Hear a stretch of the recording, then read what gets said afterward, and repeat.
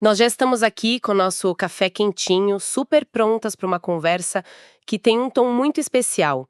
Hoje a nossa pegada vai ser bem relax, a gente vai bater um papo bem tranquilo sobre um daqueles temas que, em algum momento da vida, quase todo mundo já parou para pensar. Com certeza.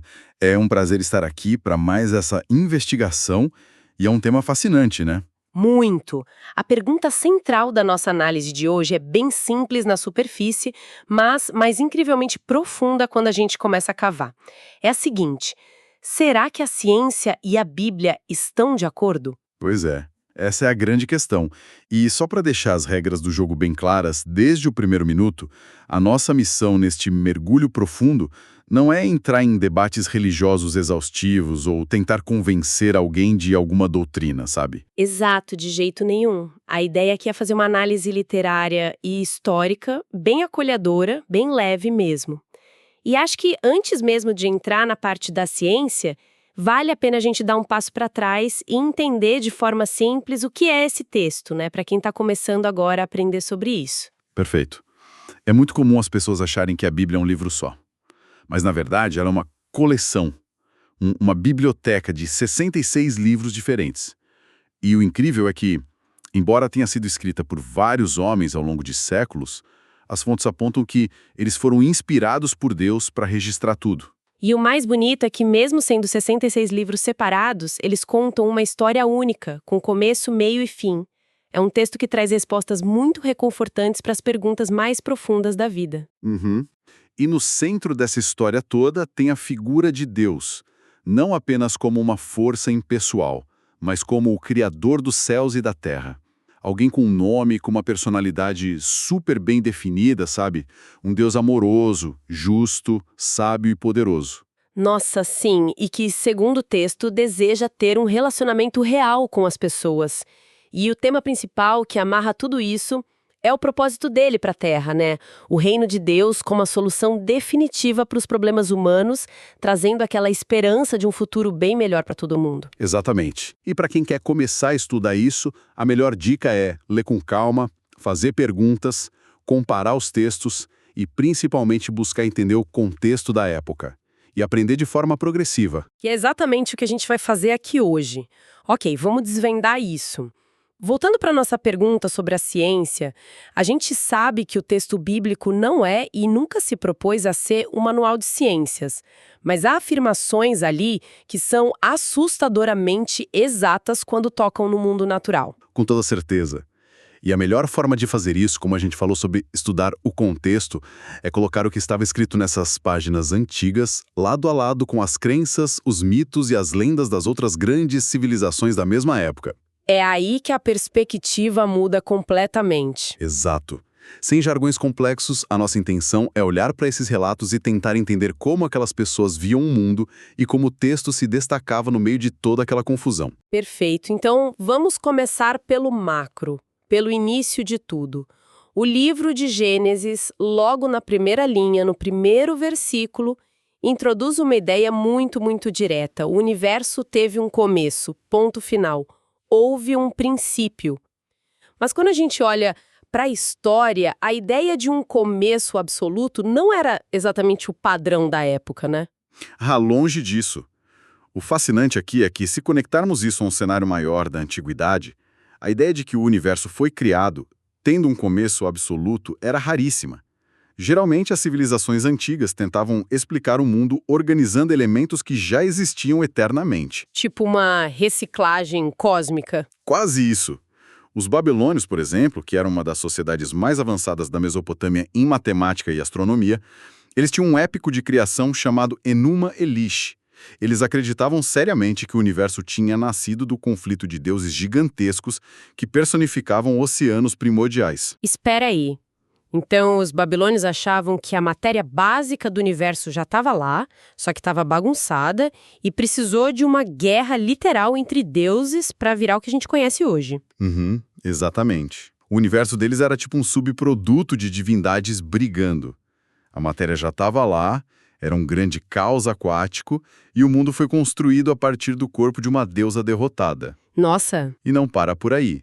Outras lendas espalhadas pelo mundo falavam de coisas como o ovo cósmico, de onde o universo teria chocado. Chocado, como um pássaro gigante. Pois é. Então, quando se pega um texto antigo que simplesmente declara que houve um princípio de forma totalmente direta, sem deuses monstros, sem ovos gigantes ou oceanos mágicos batalhando, é um contraste absurdo. É uma abordagem extremamente sóbria para a época. É quase contraintuitivo para a cultura que estava em volta deles, né? Enquanto todo mundo criava essas fábulas cheias de fantasia, o texto foi lá e foi direto ao ponto. E isso me leva a uma questão que eu acho sensacional. A gente lê algumas passagens de Jó e de Jeremias que falam sobre leis fixas da natureza. Como é que isso se compara com a forma que o mundo antigo enxergava as forças naturais? Esse talvez seja o ponto mais crucial para entendermos o berço da ciência. Livros como Jó, lá no capítulo 38, e Jeremias, no capítulo 33, mencionam que existem leis ou estatutos fixos governando os céus e a terra. Um universo totalmente coerente. O que hoje é o básico do básico para nós. Claro, hoje parece óbvio, mas a gente precisa pensar na psicologia de quem vivia há 3 ou 4 mil anos. Naquela época, o consenso global era de que a humanidade era vítima dos caprichos e das mudanças de humor dos deuses. Tipo, se chovia na hora certa, o deus da agricultura acordou de bom humor. Isso. E se caía um raio na casa de alguém, ou rolava uma seca terrível, um deus estava zangado e precisava ser apaziguado urgentemente com sacrifícios. O que deve ter sido absolutamente aterrorizante. Imagina só viver com essa ansiedade constante, acordando todo dia sem saber se a tempestade lá fora era apenas uma frente fria ou se o universo estava pessoalmente furioso com a sua aldeia. Exato. O mundo era um lugar mágico na visão deles, mas fundamentalmente caótico e imprevisível. Portanto, introduzir a ideia de que a natureza não é governada pelos altos e baixos emocionais de deuses, mas sim por leis fixas e inquebráveis, foi revolucionário. É a semente do pensamento científico. Com certeza. A ciência só existe porque a gente assume que o universo tem uma ordem lógica. A gravidade que funciona hoje vai funcionar amanhã. Encontrar essa premissa declarada com tanta clareza num texto milenar mostra uma mudança de paradigma incrível. E já que a gente tocou na gravidade, a gente tem que falar sobre a Terra no espaço. Tem um verso no livro de Jó, no capítulo 26, que afirma que a Terra está suspensa sobre o nada, flutuando no espaço vazio. Quando a gente lê isso hoje, depois de ver as fotos da agência espacial, faz todo sentido. Mas milênios antes dos telescópios, como é que se escreve isso? É um salto de compreensão fascinante. Para a maioria dos povos antigos, a lógica era puramente baseada na observação do dia a dia. Tudo que é muito pesado acaba caindo se não tiver apoiado em algo sólido. Faz sentido. Se eu soltar minha xícara de café aqui, ela cai no chão. Exato. Então, ao olhar para o mundo, que parecia inegavelmente pesado, a conclusão natural era que ele precisava de um alicerce. Daí surgem aquelas lendas de que a Terra era sustentada nas costas de elefantes gigantes. Que estavam em cima de uma tartaruga nadando no espaço, né? Isso mesmo. Ou o mito grego do titã Atlas segurando o globo nos ombros. Tartaruga segurando o mundo rende ótimas histórias de fantasia. Mas tem um texto isolado afirmando que o planeta está no vazio, sem pilares e sem animais cósmicos de suporte é surpreendente. Mas até agora a gente falou muito do macro, o universo, a Terra. O que acontece quando a gente dá um zoom e olha para o micro? A ciência do dia a dia. O nível de observação do micro é tão interessante quanto o macro. Um dos exemplos mais clássicos é o ciclo da água. Livros como Eclesiastes, Amós e novamente Jó descrevem de forma muito elegante como a água evapora dos oceanos, condensa nas nuvens, cai como chuva ou neve e corre de volta para os mares através dos rios. É a descrição exata de um ciclo fechado. E a gente aprende isso lá no ensino fundamental. A gente faz até maquete com algodão para representar as nuvens. Parece a coisa mais óbvia do mundo hoje. O que os antigos achavam que era tão diferente disso? O que surpreende é o que outras grandes mentes pensavam na mesma época. Os gregos antigos, por exemplo, que foram os pioneiros da geometria e da filosofia, tinham uma teoria totalmente diferente. Eles não conseguiam acreditar que só a água da chuva fosse suficiente para manter rios imensos correndo o ano todo. E eles inventaram o quê? Eles teorizaram que existiam vastos oceanos subterrâneos. A água do mar fluía por baixo da terra, era filtrada e depois empurrada por pura pressão até o topo das montanhas, onde brotava como nascente. Um oceano subterrâneo empurrando água montanha acima. É super criativo, mas não tem nada a ver com o ciclo de evaporação. E o pior é pensar por quanto tempo o pessoal acreditou nisso. E aqui vai um detalhe que as fontes trazem e que é fascinante. Essa teoria dos oceanos subterrâneos foi aceita por boa parte da comunidade culta até o século XVIII. Século XVIII? Nossa. Sim, foi só ali pelo fim dos anos 1600 e início de 1700 que cientistas mediram a quantidade de chuva numa bacia hidrográfica, como a do rio Sena, e provaram matematicamente que a chuva era mais do que suficiente. Enquanto a ciência debatia oceanos empurrando água para cima, o texto bíblico já tinha registrado a simplicidade da evaporação e precipitação. É de cair o queixo, e a geologia vai pelo mesmo caminho, né? O Salmo 104 menciona a dinâmica de montanhas que se elevam e vales que afundam, mostrando que lugares altos já estiveram debaixo d'água. O que se alinha perfeitamente com a compreensão moderna da tectônica de placas. A crosta terrestre é dinâmica. O choque de placas faz cordilheiras inteiras, como o Himalaia, subirem lentamente ao longo de eras. É por isso que encontramos fósseis de criaturas marinhas no topo do Monte Everest. Porque lá já foi o fundo do mar um dia. Exato. Em contrapartida, os mitos antigos tratavam as montanhas como enfeites estáticos, criados já daquele tamanho e colocados lá pelos deuses para sempre. A ideia de uma terra que se move e se transforma é uma percepção muito sofisticada. Apaixonante. Mas eu vou bancar a advogada do diabo agora por um momento. Entender o ciclo da água e a geologia é lindo na teoria, mas e o dia a dia daquelas pessoas? O mundo antigo era historicamente sujo, cheio de pragas. A medicina era quase zero. Aqui é onde a coisa fica realmente interessante. Como esses textos lidavam com a saúde pública? Essa é a área de maior impacto na sobrevivência. Livros como o Levítico trazem códigos super rigorosos sobre higiene. Havia leis determinando que se alguém tocasse num cadáver, essa pessoa seria considerada impura. Ela precisava passar por um processo meticuloso de lavagem das roupas e do corpo e aguardar um período antes de se reintegrar à comunidade. Ou seja, lavar as mãos e fazer quarentena. Exatamente. Havia leis claras sobre o isolamento de pessoas com doenças de pele contagiosas, além de instruções muito específicas para que os excrementos humanos fossem enterrados fora do acampamento, longe de qualquer fonte de água. Enterrar esgoto. Hoje a gente vê isso como o mínimo absoluto da civilidade. Mas qual era o padrão médico das superpotências daquela época? Para entender o peso disso, a gente olha para o Egito Antigo. Eles eram a superpotência médica do mundo. Se um rei ficasse doente, eles chamavam um médico egípcio. Mas quando a gente analisa os registros deles, como o famoso papiro de Ebers, os tratamentos são chocantes. Lá vem. Um dos remédios comuns para tratar feridas abertas envolvia aplicar uma mistura que continha excremento de animais ou até excremento humano diretamente na pele machucada. Eca! Do ponto de vista biológico moderno, isso é uma receita quase infalível para uma infecção generalizada. Mas por que eles faziam isso? Tinha alguma lógica? Tinha uma lógica mágica. Eles não sabiam da existência de bactérias ou germes. Para eles, muitas infecções eram causadas por espíritos malignos que entravam no corpo. A crença era que substâncias com cheiros extremamente fortes e repulsivos ajudariam a espantar esses demônios do ferimento. Então eles achavam que o cheiro ruim ia espantar o espírito. Dá para entender a intenção, mas o resultado... Pois é, a gente precisa tratar essa prática com respeito histórico. Eles tentavam o melhor dentro da visão mágica que tinham. Mas o contraste é evidente. A maior potência mundial aplicava fezes em feridas, enquanto a lei bíblica mandava isolar o doente, lavar as mãos e enterrar o excremento para evitar contaminação. Práticas de prevenção sanitária antes mesmo do microscópio existir. É um nível de observação fora do comum. Mas agora a gente precisa mudar um pouco o tom. Não dá para simplesmente ignorar as críticas. Tem muita gente que lê o texto hoje e aponta supostos erros científicos gritantes.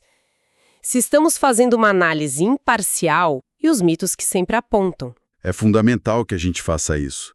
Muitas vezes, a ideia de que há um erro científico grosseiro nasce da forma como interpretamos o idioma antigo ou do desconhecimento sobre como figuras de linguagem eram usadas naquela cultura. Então vamos desmistificar os maiores clássicos um por um. Mito número 1, o mais famoso, a Bíblia ensina que o universo inteiro foi criado em exatos 6 dias de 24 horas. Para a cosmologia, isso é um obstáculo imenso. Esse é um mal-entendido clássico de tradução e interpretação. Se a gente olhar atentamente, Gênesis 1, versículo 1 diz: "No princípio, Deus criou os céus e a terra." O texto não diz quando isso aconteceu. Pode ter sido bilhões de anos atrás. Tá, mas e os dias que vêm logo depois? A palavra hebraica original usada ali é yom. Essa palavra pode significar um dia de 24 horas, sim, mas também é muito usada para descrever uma época, uma era ou um longo período de tempo não especificado. E a prova de que o próprio texto entende a palavra dessa forma elástica está no capítulo 2. O versículo 4 se refere a todo aquele período de criação somado como sendo um único dia. Ah, entendi. Então é mais sobre eras geológicas do que sobre um relógio contando as horas. A gente faz isso o tempo todo no português. Alguém diz, no dia dos meus avós a vida era mais pacata. Ninguém acha que a pessoa está falando de uma terça-feira de 1950. É uma era inteira. Precisamente. É uma forma de organizar períodos longos de atividade. Maravilha. Mito número 2, que é bem comum. A vegetação foi criada antes do Sol. As pessoas dizem isso que cria um problema imenso para a fotossíntese. Como árvores cresceriam num planeta totalmente escuro? Esse mito surge quando esquecemos a perspectiva do narrador. Como a gente já viu, o Sol e as estrelas fazem parte dos céus, que foram criadas no princípio, antes de toda a narrativa da vegetação. Então o Sol já estava lá? Já estava. O que o texto descreve depois não é a criação do Sol a partir do zero, mas sim como a luz chegou à superfície da Terra. Nos primeiros períodos, a Terra recém-formada provavelmente tinha uma atmosfera muito densa, cheia de gases e poeira. Só passava uma luz bem difusa. Tipo um dia de neblina super pesada. Exato. No terceiro período, a atmosfera clareou o suficiente para que a luz essencial para a fotossíntese chegasse e fizesse as plantas prosperarem. Foi só numa etapa posterior que a atmosfera ficou cristalina o suficiente para o disco solar ficar visível no céu. O relato descreve o que um observador na superfície da Terra veria acontecendo ao longo do tempo. O Sol já estava lá, só não dava para ver claramente do chão. É igualzinho a São Paulo no inverno. Tá claro, é dia, mas a gente passa a semana inteira sem ver o contorno do Sol no céu. E essa questão da perspectiva terrestre nos conecta direto ao mito número 3, a velha ideia de que a Terra é o centro do universo e o Sol gira em torno dela. Muita gente usou textos que dizem que o Sol nasce e se põe para defender isso. E aqui entra um conceito muito importante da literatura. É o que chamamos de linguagem fenomenológica. Um nome chique para dizer que o texto descreve as coisas exatamente como elas parecem a olho nu para quem está vivendo a experiência. Não é uma fórmula estrita de astrofísica. Eu adoro essa definição, porque, sendo honesta, é um rigor que ninguém exige no dia a dia. Todo dia à noite passa o jornal e a moça do tempo diz a que horas vai ser o pôr do sol de amanhã. Ninguém liga na emissora reclamando que a meteorologista é terraplanista ou que o jornal rejeita o modelo de Galileu. Exatamente. A linguagem natural da observação humana não deve ser confundida com afirmações de cosmologia dogmática. O que nos leva ao mito número 4, a lenda de que a Bíblia ensina que a Terra é literalmente plana. As pessoas citam aquelas expressões poéticas como a extremidade da Terra ou os 4 cantos da Terra. Mais uma vez, é ignorar as figuras de linguagem. Essas expressões não estão sugerindo um mapa plano com beiradas onde a água cai no espaço ou um quadrado com 4 cantos físicos. São metáforas literárias. Da mesma forma que os ventos vêm de várias direções, os 4 cantos apenas se referem à totalidade da Terra, abrangendo todas as direções possíveis. Igualzinho a nós hoje. A gente fala que vai buscar uma pessoa nos 4 cantos do mundo e ninguém acha que o planeta é um dado. Tem que ter um pouco de boa vontade na interpretação. Mas vamos para o mito número 5, que é o meu favorito para o pessoal de exatas, o suposto erro matemático com o número π nas medidas do templo antigo. Conta essa pra gente. Essa é fantástica, porque envolve engenharia antiga. Nos livros de Reis e Crônicas, Há a descrição de um enorme reservatório de água feito de bronze, chamado de Mar de Fundição. O texto diz que a bacia tinha um diâmetro de 10 côvados de uma borda a outra, e que uma linha de 30 côvados podia medir a sua circunferência. Rapidamente, os críticos apontam e dizem a matemática está errada. Porque qualquer aluno sabe que o valor de π é aproximadamente 3,14. Então, se o diâmetro era 10, a circunferência tinha que ser, no mínimo, 31,4 e não 30 redondo. É aí que a análise detalhada salva tudo. Há duas explicações lógicas. A primeira, na construção civil, tanto na antiguidade quanto hoje, é super comum usar algarismos arredondados para facilitar o registro histórico. Mas a segunda explicação é a mais técnica e brilhante. O próprio texto menciona que essa bacia era feita de bronze fundido e tinha a espessura de um palmo menor, alguns centímetros de puro metal. Pera, então a medida de 10, o diâmetro, foi feita medindo por fora, pegando a grossura da borda toda, e a circunferência de 30 foi medida por dentro da bacia? Isso, pensa numa panela bem grossa na sua cozinha. Se a gente pegar uma fita e medir a largura total dela, por fora, a gente tem o diâmetro máximo. Mas se quisermos saber a circunferência da água que cabe ali dentro, a gente vai medir o anel interno. A diferença exata criada por essa espessura do metal nas bordas subtrai esse 1,4 e ajusta o cálculo perfeitamente. O diâmetro externo era 10, mas a circunferência interna, onde a água repousava, media 30. A matemática se mantém intacta. Genial! Uma explicação super visual e prática que resolve um suposto erro matemático só prestando atenção na espessura da borda. É incrível como o contexto muda absolutamente tudo. Se a gente puder tirar uma lição central de hoje, é a importância do pensamento crítico e da calma na hora de ler textos antigos. Olhar para a história e entender a intenção da linguagem é fundamental. A pior coisa que podemos fazer hoje em dia é abandonar o senso crítico e aceitar mitos prontos sem investigar as fontes de verdade. Fazer perguntas e analisar os pequenos detalhes é o que traz o conhecimento à tona. Eu não poderia concordar mais. Que viagem fascinante a gente fez hoje. Saímos dos deuses do caos da Babilônia, passamos por oceanos subterrâneos, vimos práticas egípcias que a vigilância sanitária ia surtar hoje em dia e terminamos fazendo as contas da geometria de um tanque de bronze.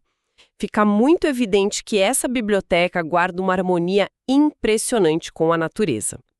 Nós vamos ficando por aqui hoje e eu quero encerrar com uma mensagem muito especial para todos que acompanharam essa nossa conversa até o final. Se você quer se aprofundar mais e aprender passo a passo como realmente entender a Bíblia, nós temos um convite especial para você. Participe do nosso estudo semanal por videoconferência, um diálogo ao vivo que acontece toda semana. Você pode ter um estudo totalmente gratuito com um instrutor preparado, tudo com base na Bíblia. Não perca essa oportunidade. Deixe o seu like, se inscreva aqui no canal para não perder nenhuma leitura e continuar crescendo no conhecimento. Um grande abraço.